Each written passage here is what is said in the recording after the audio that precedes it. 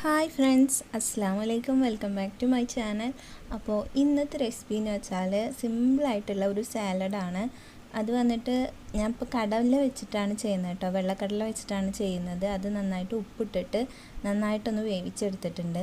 അതിലേക്ക് കുറച്ച് നാരങ്ങ നീര് ചേർത്തി കൊടുത്തിട്ടുണ്ട്. എന്നതിന് ശേഷം അതിലോട്ട് ചെറിയൊരു കഷ്ണം സവാള കഷ്ണിച്ചാണ് ചേർത്തി കൊടുക്കുന്നത് കേട്ടോ. സിമ്പിളായിട്ട് ഉണ്ടാക്കുകയാണ്. നിങ്ങൾക്ക് ഇതിൽ ഇഷ്ടമുള്ള പച്ചക്കറികളോ അല്ലാച്ചെങ്കിൽ ഇതേപോലെ നിങ്ങൾക്ക് ഇഷ്ടമുള്ള ഏത് ധാന്യം വേണമെങ്കിലും ചേർത്തി കൊടുക്കാം.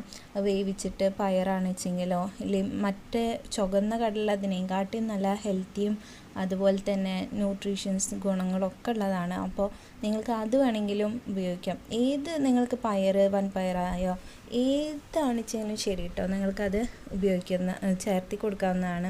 നല്ല ടേസ്റ്റാണ്, അതുപോലെ തന്നെ നല്ല ഹെൽത്തിയാണ്. കുഞ്ഞുമക്കൾക്കൊക്കെ കൊടുക്കുമ്പോൾ അവർ മിണ്ടാണ്ടിരുന്ന് കഴിച്ചോളും. വെറുതെ തന്നെ കഴിക്കാൻ നല്ല ടേസ്റ്റാണ്. അപ്പോൾ ഞാൻ ഇതിലോട്ട് പിന്നീട് ചേർത്തി കൊടുത്തിട്ടുള്ള എന്താണെന്ന് വെച്ചാൽ കുറച്ച് മല്ലിച്ചപ്പാണ് കേട്ടോ. അപ്പോൾ നിങ്ങൾക്ക് പുതിനയുടെ ഫ്ലേവറാണ് കൂടുതൽ ഇഷ്ടം എന്നുണ്ടെങ്കിൽ അതുകൂടി ചേർത്തി കൊടുക്കാം. നല്ല ടേസ്റ്റായിരിക്കും. പിന്നെ ഞാൻ ഇതിലോട്ട് ചേർത്തിട്ടുള്ളത് ചെറിയൊരു എരിവിന് വേണ്ടിയിട്ട് കുറച്ച് കുരുമുളക് പൊടിയാണ് ചേർത്തിട്ടുള്ളത്. അപ്പോൾ ഇതൊക്കെ കൂടിയിട്ടൊന്ന് നന്നായിട്ട് മിക്സ് ചെയ്ത് കൊടുക്കുക. അപ്പോൾ ഇത്രയേ ഉള്ളൂ. ഞാൻ സിമ്പിളായിട്ട് ഉണ്ടാക്കിയതാണ്. അത് നിങ്ങളുമായിട്ടൊന്ന് വെറുതെ ഒന്ന് ഷെയർ ചെയ്തെന്ന് മാത്രമേ ഉള്ളൂ. നിങ്ങൾക്ക് ഇഷ്ടമുള്ള പച്ചക്കറീസോ തക്കാളി അതുപോലെ തന്നെ ക്യാരറ്റ്, ക്യാപ്സിക്കം നിങ്ങൾക്ക് ഏത് ഫ്ലേവറാണോ ഏത് രീതിക്കാണോ നിങ്ങൾക്ക് ഉണ്ടാക്കാൻ ഇഷ്ടം എന്നുണ്ടെങ്കിൽ അതൊക്കെ നിങ്ങൾക്ക് ഇതിലേക്ക് ചേർത്തി കൊടുക്കാം. ഹെൽത്തിയാണ്. കുക്കുംബറും ഒക്കെ ചേർത്തി കൊടുക്കാം കേട്ടോ.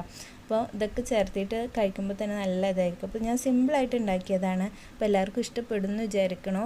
അപ്പോൾ thank you so much for watching my video. പിന്നെ റെസിപ്പി ഇഷ്ടപ്പെടുകയാണെന്നുണ്ടെങ്കിൽ ഫോളോ ചെയ്യാൻ മറക്കല്ലേ.